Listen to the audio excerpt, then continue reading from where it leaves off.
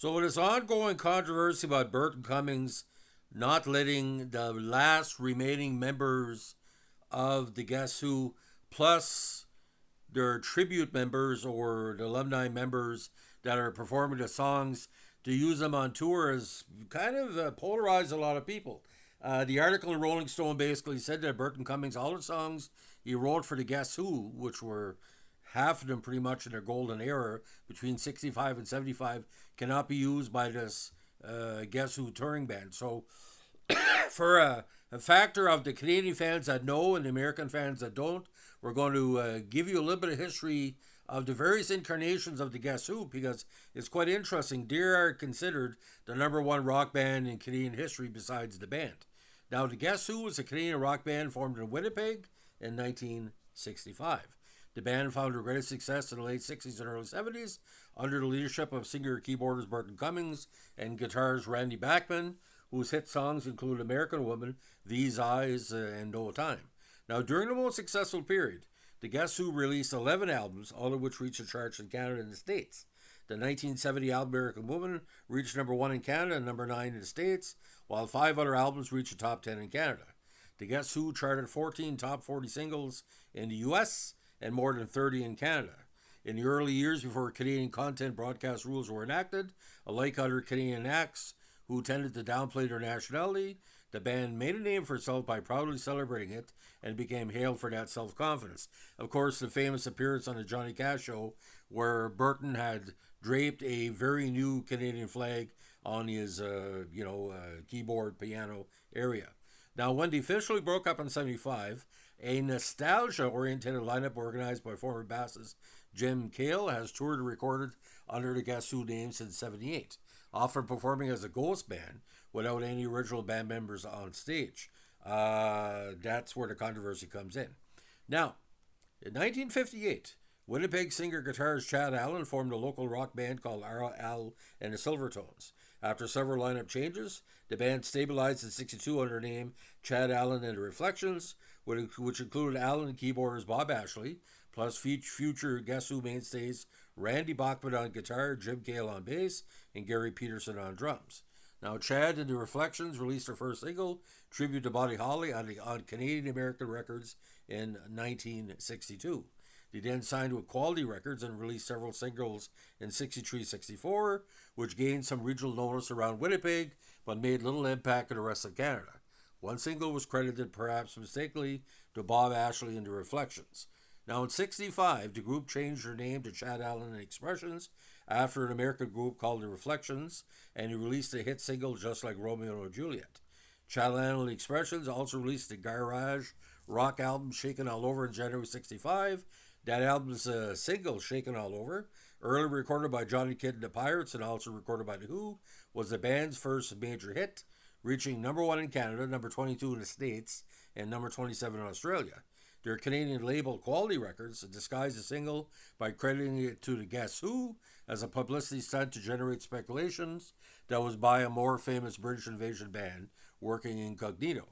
Now, after Quality revealed the band to be Chad and Expressions, disc jockeys continued to announce the group as Guess Who, effectively forcing the band to accept a new name.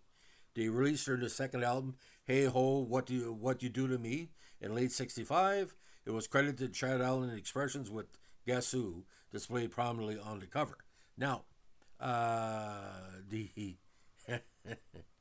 this is where the band changes came in.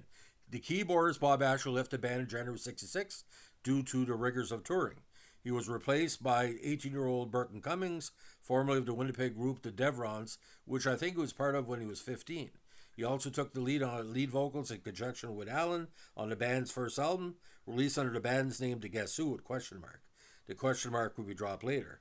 Just a few minutes later, Chad departed. He returned to college and then became a media personality with the CBC. This left Cummings as the sole lead singer. After Allen's departure in 66, guitarist Bruce Decker, former bandmate of Cummings and the Devrons, joined for a few months. Now, the Guess Who then released his first album It's Time with Cummings on vocals and keyboards, Bachman on guitar, Cale on bass, and Peterson on drums, in the summer of 66. Decker, despite being pictured on the cover of the album, did not participate in the recording. Conversely, some contributions by Allen recorded by before he left the group, can be heard on the release, though he's not credited or pictured on the album cover.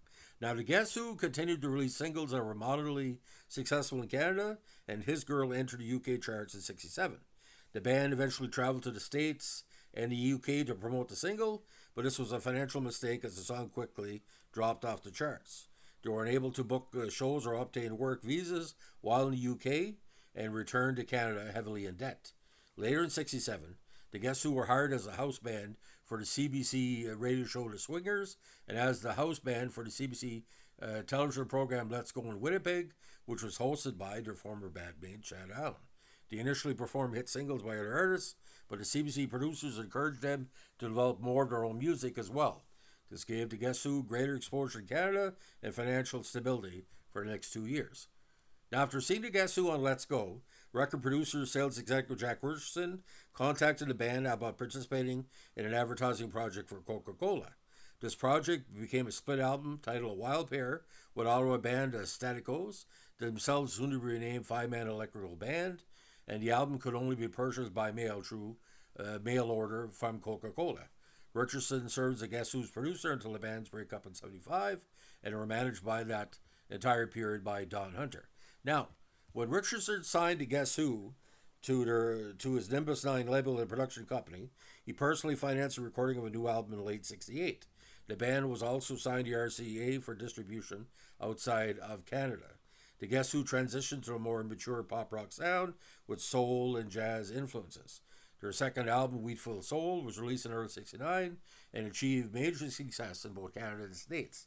The single These Eyes, with the accompanying early video, reached the top 10 in the States and became a gold record with sales of more than 1 million copies.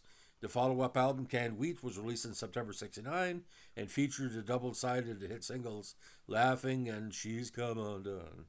For the third studio album, the band adopted more hard rock influences. American Woman was released in January 1970, and the album and the single became a Billboard top hit.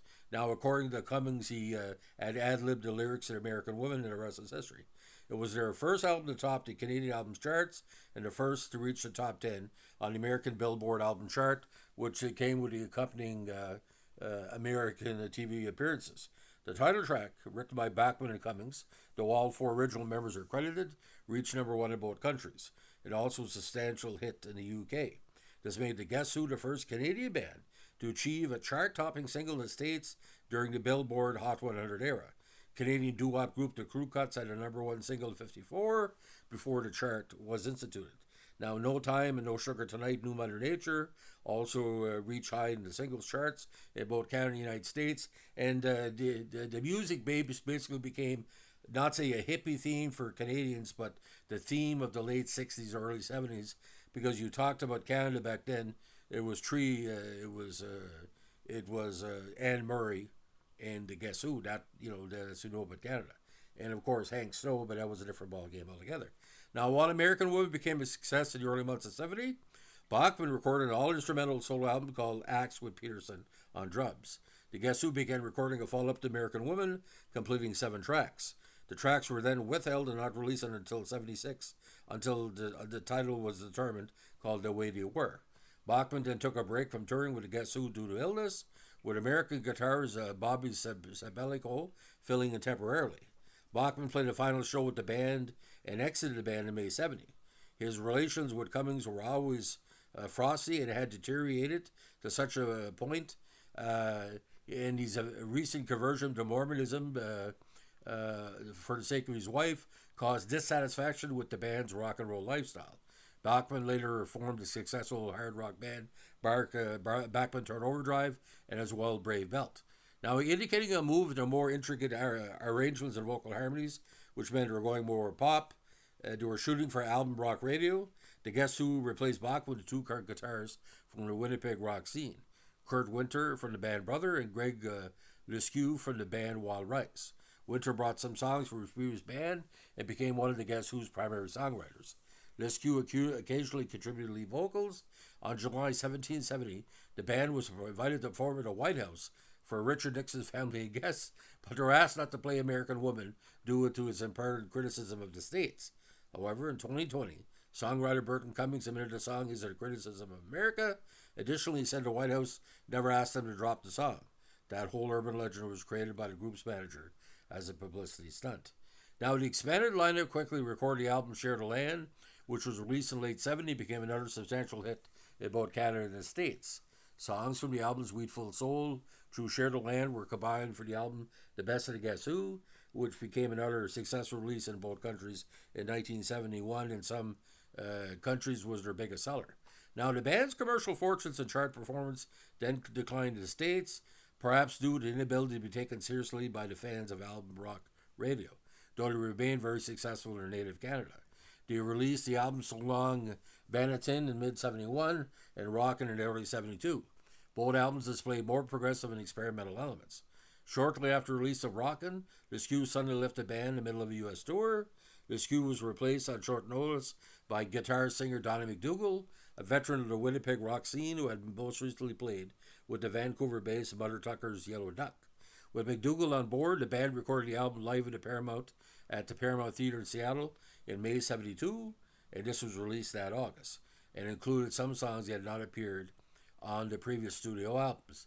Now, just 2 months after McDougall joined the Guess Who in 72, founding bassist Jim Cale was dismissed from the band. Some people say fired, some people say, told to fuck off. He then joined Vancouver band Scruttleboy Kane, who released one album and achieved some Canadian hit singles in the mid-70s. Cale subsequently formed and played with the Jim Cale Band, followed by the Ripple Brothers, before falling on hard times later in the decade. The Guess Who replaced Cale with Bill Wallace, who had played with Kirk Winter, the early Winnipeg band Brother. This lineup released the albums Artificial Paradise in early 73, Number 10 in late 73, the title of which represented a number of original albums up to that point, and Road Food in early 74. Road Food, including the single Clap for the Wolfman, which was a hit in both Canada and the States, and the band's first top 10 American single since 1970. The novelty song was a tribute to disc jockey Wolfman Jack, who lent his voice to the recording, and it was recently featured in American Graffiti, and obviously had, I think, a cartoon show at the time. Now, for undisclosed reasons, guitars Winter and McDougall were dismissed from the band in June 74. They were replaced by single guitarist Dominic Troiano, who had founded successful Canadian band Bush, the Canadian version, and also served briefly with the James Gang. Having grown up in Toronto, Troiano was the first member to Guess Who not to hail from Winnipeg. He had also collaborated with an early version of the Guess Who on an aborted movie soundtrack in 1970, and had played on Randy Bachman's album Axe that year. The lineup of Cummings, Troiano, Wallace, and Peterson released the album's Flavors in late 74 and Power Music in mid-75. Due to Troiano's songwriting influence, these albums moved towards jazz rock. Cummings was unhappy with the stylistic change, and the group broke up and disbanded in October 75. Now, following his departure from the Guess Who, of course, Bachman went on to form BTO, which has continued for decades. Cummings embarked on a lengthy solo career. Meanwhile, other original members drifted into a relative obscurity. Now, when Troiano resumed a solo career, he released 3 more solo albums by 79 before forming a band called Black Market. Bill Wallace joined several local musicians, including Craig Glasgow, to form Crocus. Kurt Winter eventually retired from the music industry, but died in 97 at age 51.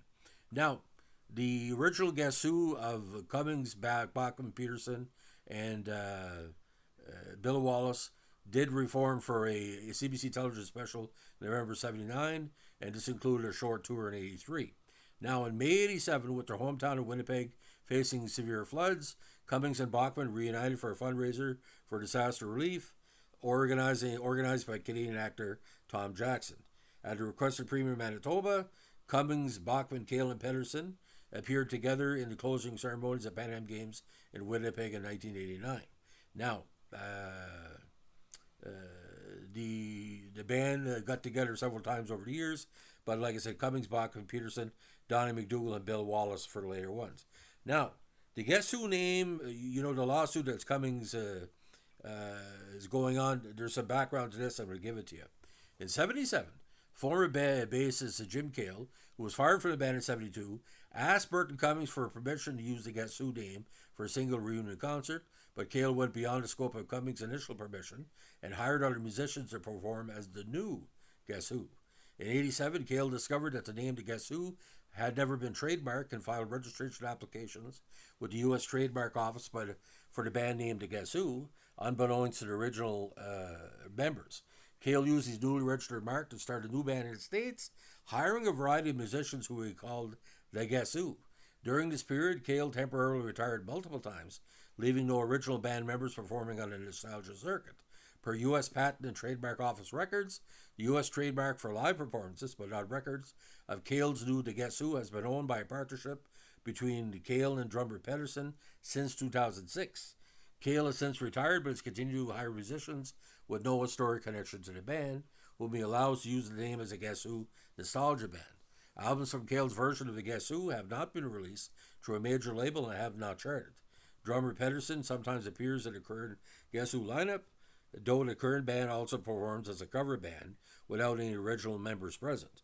Now, both Cummings and Bachman have been highly critical of Cale Pedersen's version of the Guess Who, calling it the fake Guess Who, and calling the current bands and concerts fake bullshit shows. Cale himself returned his own potential iteration of the group as a band of trained monkeys. The dispute is often compared to John Fogerty's dispute with his former bandmates over use of the name Creedence Clearwater Revisited. Bachman and Cummings have toured and recorded together under the name Bachman Cummings. Now get this. Early in 2023, Bachman and Cummings sent multiple cease and desist letters to the current Guess Who, accusing the Pedersen-led nostalgia band of misleading the public. In October 2023, after having received no response to the letters, they launched a false advertising lawsuit against Cale and Pedersen, claiming that the current band has used the band name, photos of Burton, Bachman, and Cummings, and in all original recordings to give the false impression that plaintiffs are performing as part of the cover band. Bachman and Cummings are seeking $20 million in damages. A hearing pertaining to the lawsuit in Cale and Pedersen's counterclaims was scheduled for January 2024. Now, as it stands right now, Cummings is basically telling this tribute band not to use their his songs, and he cannot do it. So, as it stands right now, as of this performance, the Nostalgia Band members, including Gary Peterson, Derek Sharp, Michael Strato, Derek Sharp, who was the lead vocals, Greg Smith, and Terry Andreses. Now, the band members of just to cover this again, it's on there. Chad Allen, 62 to 66. Bob Ashley, 62 to 66. Randy Bachman, 62 to 70, 79, 83, 99, 2000 to 2003. Jim Cale, this is the original Guess Who, of course, 62 to 72, 83, 99, 2000. Gary Peterson, 62 to 75, 79, 83, 99, 2000, 2003. Bruce Decker, rhythm guitar, 66. Burton Cummings, vocals, keyboards, rhythm guitar, flute, harmonica, 66 and 6, 75, 79, 83, 99, 2003. Kurt Winter, 70 to 74. Greg Leskew, 70 to 72. Donnie McDonald, 72 to 74. Bill Wallace, 72 to 75, 79, and 2000, 2003. And Dominic Triano, 74, 75 in their jazz phase. Now, as it stands right now, ladies and gentlemen, these are the albums by the classic lineup. It's Time as the Guess Who, A Wild Pear, Wheatful Soul, Canned Wheat, American Woman, Share the Land, So Long Bannatyne, Rockin', Live in the Paramount, Artificial Paradise, number 10, Road Food, Flavors, Power to Music, Together Again, and Running Back Through Canada. And filmography, Together Again, the live concert in 83, Running Back Through Canada, Bolts of Canadian Rocks for Toronto, The SARS Event, Running Back Through Canada DVD, and Shaken in Las Vegas, concert performance with 4 songs. Now, as it stands right now, I did a podcast on this earlier today. There's different articles in Rolling Stone and CBC. As it stands right now, there's a cease and desist. The Nostalgia Band cannot use any Burton Cummings songs on tour. He's not allowing those to be played. Before he will get the rights for it, but it's part of the ongoing situation. This battle has gone back, 50 years, 60 years, give or take. But it comes down to it. Who are the Guess Who? It's Cummings and Bachman. So you see Burton Cummings and Randy Bachman on stage. That's the brains of the Guess Who. The other ones were just filler. This is not Ringo and George Harrison. No offense to the other members of the band, but Chad Allen was the originator of the Guess Who. Cummings and Bachman took up the baton. Anybody thinks of the Guess Who, that's just like Lennon and McCartney. But Burton Cummings, the majority of the massive hits, he was part of those. So if you're going to see a 90-minute Guess Who concert, what do you think the singles are going to be? Like there's tons of stuff that Burton Cummings wrote, as we say. Anyway, it is what it is. But let me put this in perspective. Why Burton Cummings is pissed off. We're going to look at different singles as they came out. Okay, this is what I'm saying. You're talking at, let's say, 69 onwards. You got These Eyes, Laughing, Undone, No Time, American Woman, No Sugar Tonight, written by Randy Bachman. Hand Me Down World, actually Kurt Winter did that. Share the Land was by Burton Cummings. Hang On to Your Life was Cummings. Bachman, okay, These Eyes are Bachman and Cummings. Laughing is Bachman and Cummings. No Time is Bachman and Cummings. Running Back to Saskatoon, Cummings is a major songwriter there. Clap for the Wolfman, again, Cummings again. So you see where you're going to get into major problems.